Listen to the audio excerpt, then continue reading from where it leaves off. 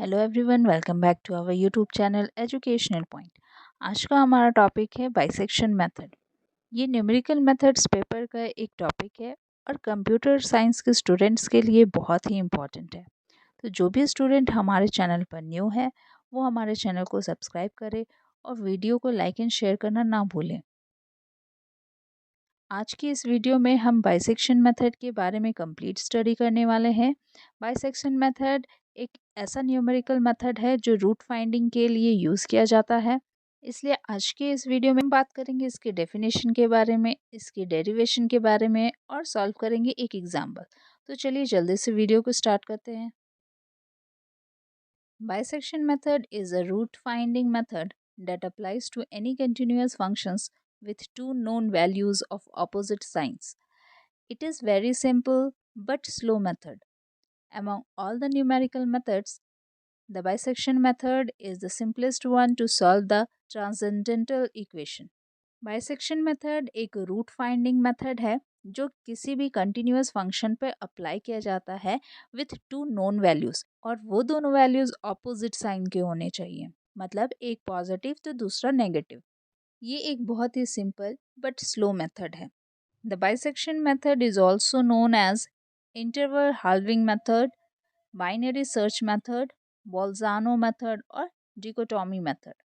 Bisection method को अलग अलग नामों से भी जाना जाता है, जैसे कि interval halving method, binary search method, Bolzano method और dichotomy method. The convergence is linear. Bisection method का कन्वर्जेंस लीनियर होता है। अगर इस डायग्राम की हेल्प से बाइसेक्शन मेथड को समझने की कोशिश की जाए तो हम इस डायग्राम में देख सकते हैं किसी भी कंटिन्यूअस फंक्शन का रूट फाइंड आउट करने के लिए सबसे पहले हमें दो नोन वैल्यूज़ की ज़रूरत पड़ेगी।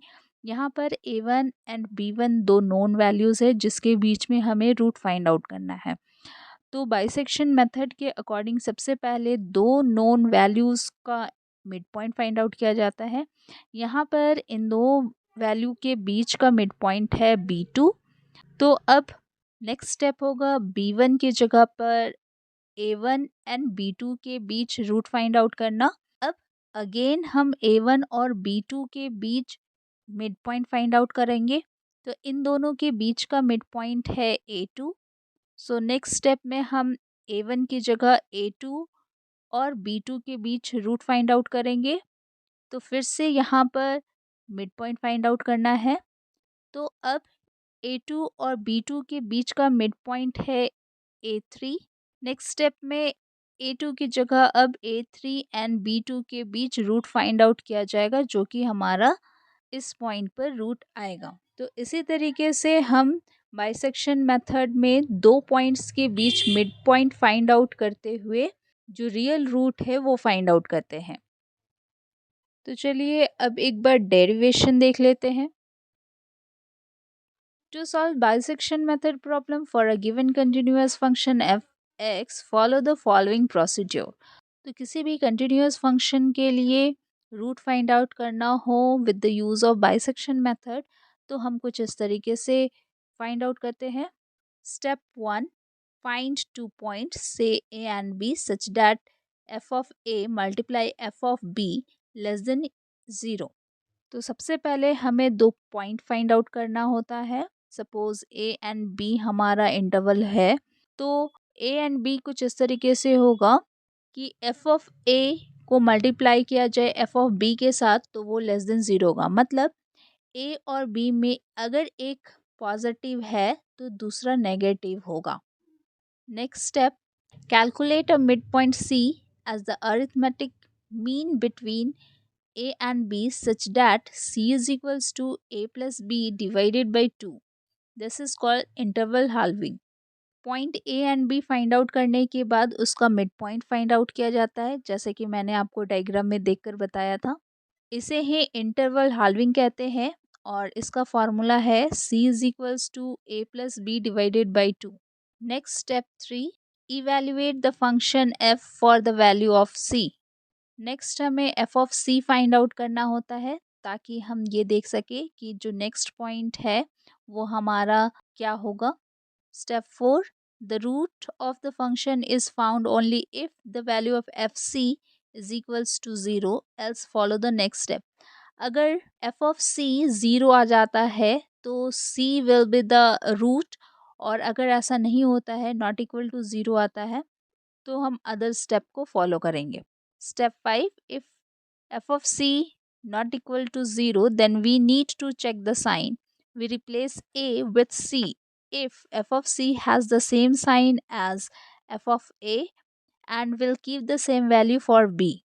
Else, we replace b with c if f of c has the same sign as f of b and we keep the same value for a. अगर f of c की value not equal to zero है, तब हमें F of सी की sine value check करनी पड़ेगी, ताकि हम c को a या b के साथ रिप्लेस कर सके और हमें रूट फाइंडिंग के लिए नेक्स्ट पॉइंट मिल सके. तो सपोज़ अगर a का साइन वैल्यू पॉजिटिव है और b का साइन वैल्यू नेगेटिव है, और एफ ऑफ सी की वैल्यू चेक करने पर पॉजिटिव मिलता है, तो सी को हम ए के साथ रिप्लेस करेंगे, और वहीं अगर एफ ऑफ सी की वैल्यू नेगेटिव होती है तो हम इसे बी के साथ रिप्लेस करेंगे. Next, to get the right value with the new value of A और B, we go back to step 2 and recalculate C. जब हम c को a या b के साथ रिप्लेस कर देते हैं तो हमें एक नया पॉइंट मिल जाता है, और एक नया पॉइंट मिलने के बाद हम फिर से स्टेप 2 से कैलकुलेशन रिपीट करेंगे, फिर से एक मिड पॉइंट फाइंड आउट करेंगे और उसका f ऑफ c निकालेंगे, एंड देन उसको फिर से a एंड b के साथ रिप्लेस करेंगे. तो इस तरीके से हम कंटिन्यूअस चेक करते जाएंगे और तब जाकर हमें रियल रूट मिल जाएगा. अब देख लेते हैं एक एग्जाम्पल.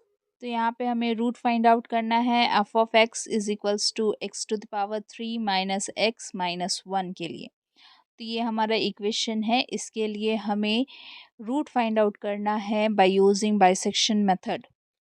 इक्वेशन को सॉल्व करने के लिए सबसे पहले हमें दो नोन पॉइंट्स फाइंड आउट करना है, जिसके बीच हम रूट फाइंड आउट करेंगे.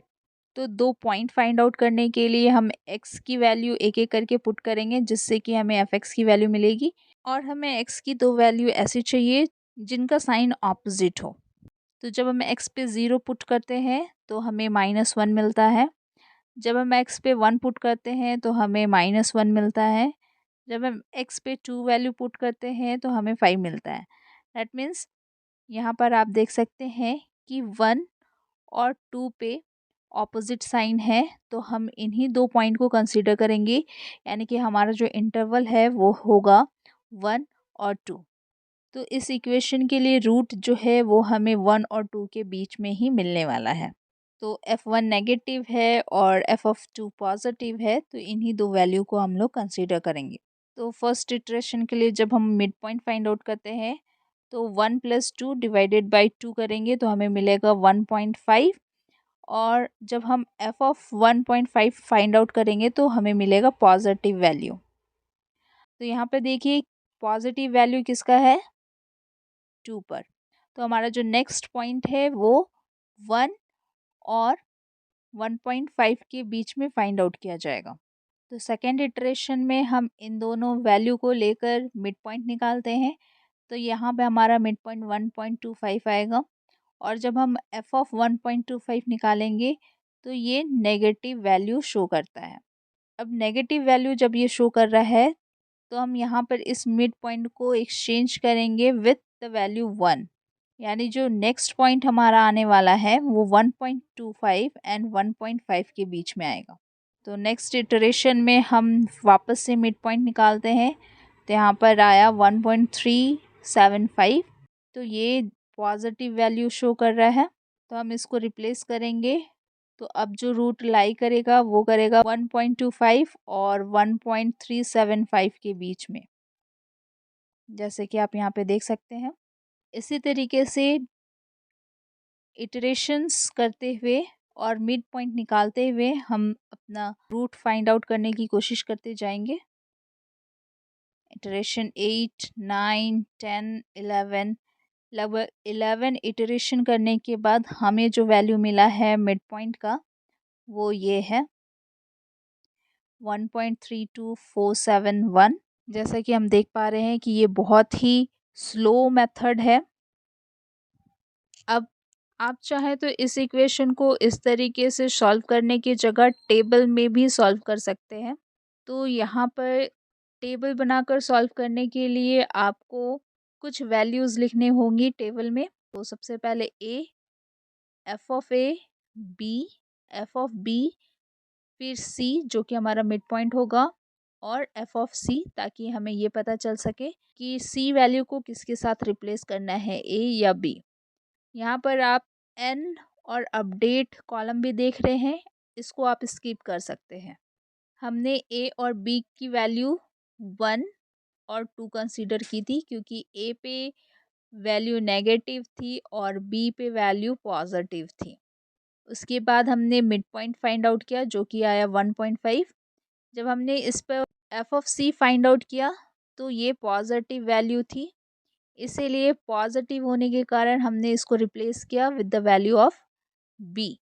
यहाँ पे देखिए हमारा जो 1.5 है वो रिप्लेस कर दिया गया है बी के वैल्यू के साथ। तो अब हमें फाइंड आउट करना है 1 एंड 1.5 के बीच में। फिर से हमने यहाँ पे मिड पॉइंट निकाला और उसका साइन चेक किया, उसका साइन नेगेटिव था, इसलिए हमने इसको एक्सचेंज कर दिया विथ ए। तो यहाँ पर देखिए ए की वैल्यू 1.25 कर दी गई है। उसके बाद बी की वैल्यू सेम है 1.5। फिर हमने इन दोनों के बीच का मिड पॉइंट निकाला जो कि यहाँ पे है 1.375। वापस इसका F of C find out किया तो ये पॉजिटिव था, पॉजिटिव होने के कारण बी के साथ रिप्लेस किया गया। तो ये देखिए सी की वैल्यू हमने बी के साथ रिप्लेस की है। तो इस तरीके से एफ ऑफ सी की साइन वैल्यू देखकर हम उस सी की वैल्यू को ए या बी के साथ रिप्लेस करते जाएंगे और मिड पॉइंट फाइंड आउट करते जाएंगे। तो बाइसेक्शन मेथड यूज़ करके हम बार बार मिड पॉइंट फाइंड आउट करते रहेंगे जब तक कि किसी दो मिड पॉइंट की वैल्यू का डिफरेंस बहुत कम ना आ जाए। तो यहाँ पर हमने 11 बार इटरेशन किया और लास्ट में हमारी वैल्यू निकल कर आती है 1.32471 जो कि हमारा अप्रॉक्स रूट होगा। तो इस तरीके से आपने देखा कि कैसे हम बाइसेक्शन मेथड यूज़ करके रूट फाइंड आउट करते हैं। और अब जल्दी से बात कर लेते हैं इसके एडवांटेज और डिसएडवांटेज की।